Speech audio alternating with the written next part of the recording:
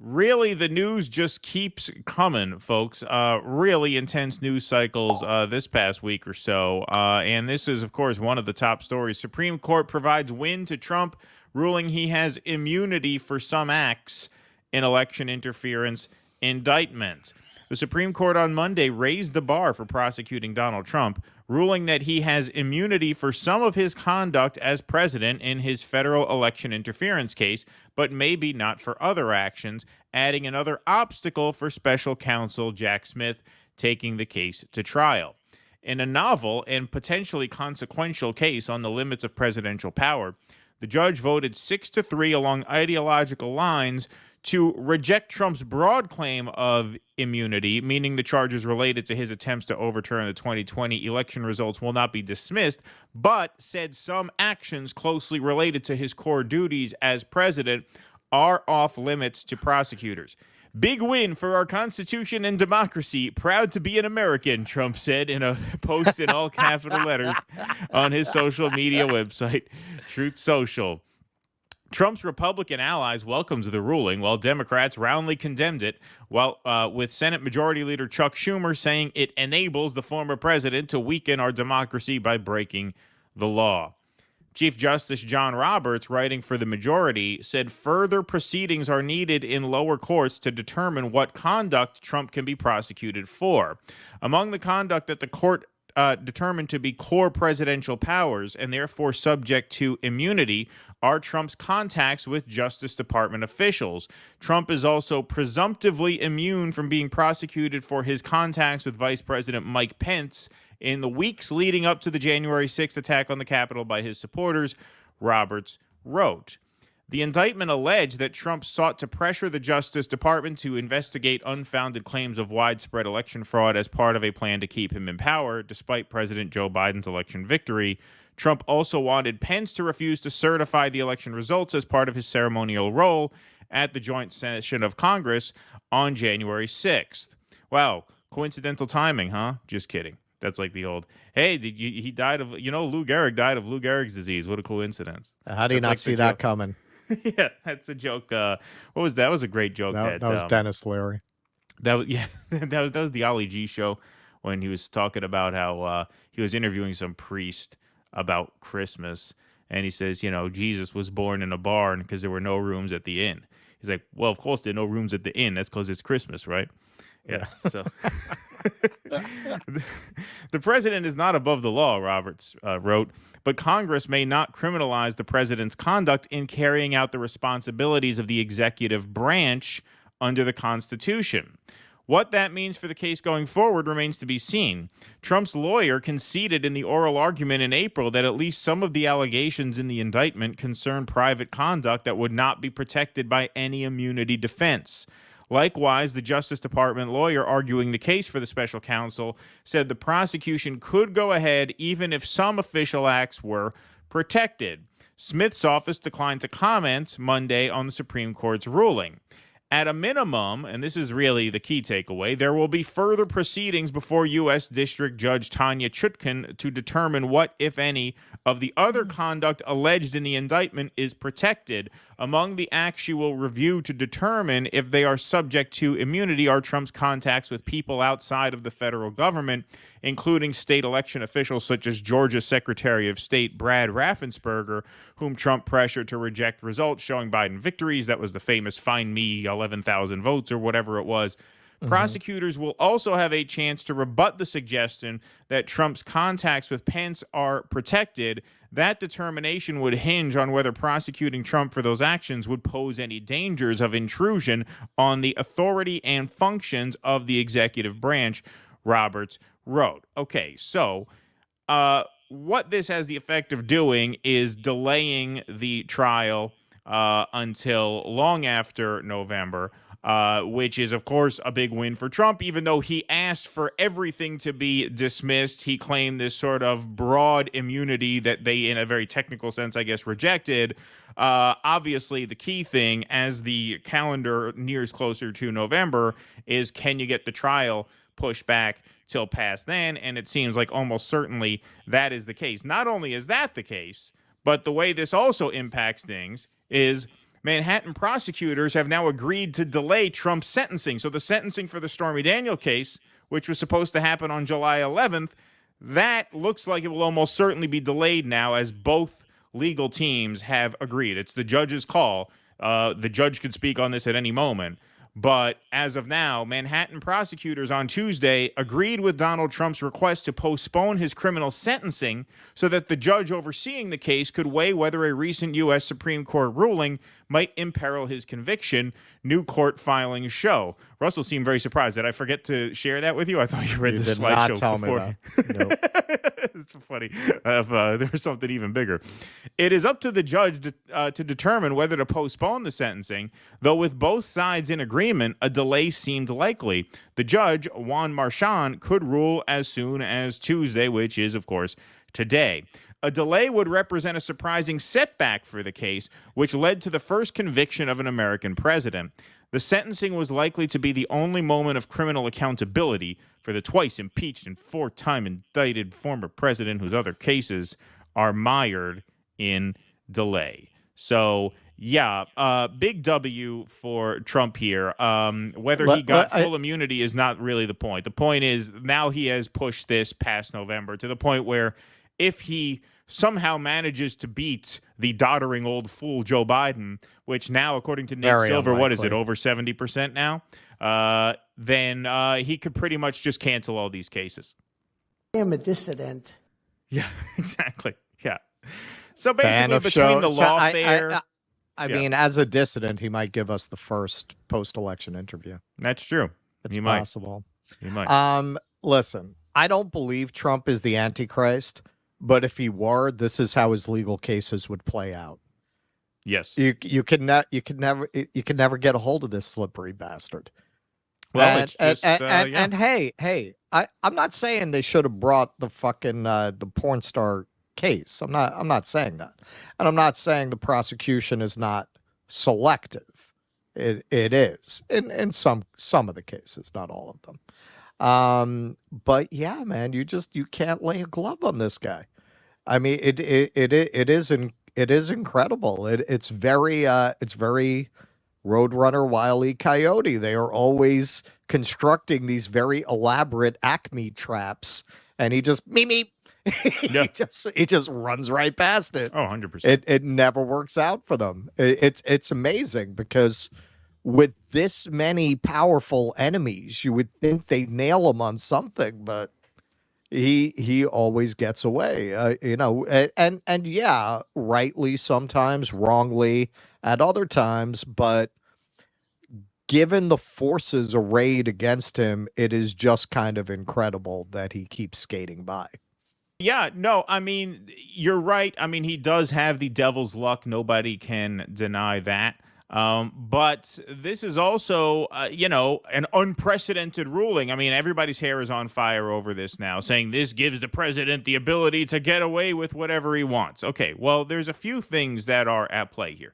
Okay, number one, a sitting president cannot be arrested. A sitting president must be impeached and convicted. So, yeah, you're in this kind of unprecedented territory where you have a former president prosecuted with crimes while also running to be the president again. That creates an unprecedented situation. You also have, an unprecedented circumstance of the country having devolved to such a point where the choices for president are two criminal clowns like Joe Biden and Donald Trump. That's part of why this is unprecedented, right? Because usually democracy is what prevents this thing from happening. The reason this hasn't come up before in our 246 years as all the self-righteous pundits, never in the history of this nation has this happened.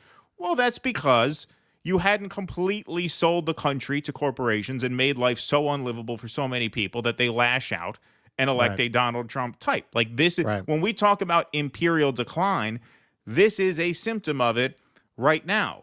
And the third thing I would say is that we've also never had a president or any political figure, not even Nixon, who everybody has had the knives out for in this way. Like, you Right. have not had a president Right. that everyone left of Mitt Romney in the country has been dead set on prosecuting. So, of course, you're going to take a lot of shots, which is going to open up these kinds of cases. And, of course, you're going to miss way more often than you hit because, yes, the president is a privileged position. It is a privileged position because it is the only person in the country, he and the vice president, who the country has made a collective investment in. So that's where that privilege comes from. So is this a little scary? I mean, I guess so, in the sense that they are basically giving him a license to declare anything official that he wants. And at that point, it's an argument, right? At that point, you have to prove. It creates one more hurdle, right? Like if he kills somebody, well, was I killing someone as Donald Trump or as President Donald J. Trump, right? Was it an official act in service of my aims as the chief executive of the United States? Or was that off the record? That was just the Donnie Trump murder, right? Like, yes, it creates an extra barrier. Democracy is supposed to prevent this from happening because no one who you'd have to worry about this with should ascend to this level of power, but they have. And in the past, they have as well, but it's the kind of criminal who the establishment is okay with, so they don't go after him as much, so these questions don't come up. Well, this is what I was going to say. If you were to apply any meaningful standard of law, all of our presidents are criminals. It comes with the gig. Of course. Right? If you're running the American empire, this ain't Norway. The shit that we sanction and do is illegal under both international law and our own codes of law. So everyone would be prosecutable. This isn't just a bailout for Trump. This is a side of it that the melting down liberal take isn't taken into account. You're also protecting Obama. You're protecting Biden, because without this ruling, I would have almost guaranteed you that they would have tried to prosecute him when he got out of office. Yeah, this creates obviously a hurdle to that. Now it doesn't prevent it. You just have to prove in court you can that the still act go was not after an official Biden act. because some of what he's accused of are from when he's out of office. Exactly, and it wouldn't fall under and actually as a vice duty of the president. Yeah, because a lot of that is also when he was vice president with the Ukraine and Burisma. So actually, no, Biden's not in the clear. I take that back. But Obama is for drone striking American citizens. Yeah, well, this is what I mean. Like this is what I was saying. Like Trump is not the first criminal president. He's the first criminal president who the establishment wanted to be deemed officially a criminal president. Yes. Right, and so that's why this went to court, because of a lawfare campaign, and that's why this ruling was handed down. You don't think if they prosecuted George W. Bush for torture, he'd have argued the exact same thing? Well, I have immunity as the president. That's an executive decision that is, mine to make as the commander-in-chief. He'd have argued the same thing if you tried him. You didn't try him because torture is not a grave crime against the empire, whereas apparently paying a porn star $100,000 to suck your dick and then filing the paperwork the wrong way is. Right? So that's why this hasn't happened before. But speaking of the meltdown liberal takes, here's one. Hey, if we really think this is a flaw in the Constitution, and I don't really feel this was wrongly ruled in terms of the Constitution. Well, we have a mechanism for amendments. Right. Because hey, and you might say, well, you'll never get that kind of unanimity of opinion. That's why we can't get gun reform and reform the Second Amendment. This impacts both Republicans and Democrats in ways they're not going to like. Sure, all the Trump fans are crowing right now, but again, this immunizes Obama.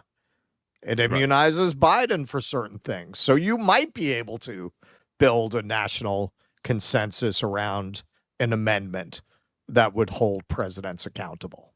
I also have to correct myself. Trump didn't pay her $100,000 to suck his dick. She did that for free. He had to pay her to be quiet about it once it became a liability for him. I have to correct the record on that. Yeah, I spoke too quickly. Here's Rachel Maddow talking about this ruling. I really did not expect that they would do this. And they, Donald Trump and his counsel asked for this 100% absolute immunity thing, which was insane, I would say they got 105% of what they were asking for.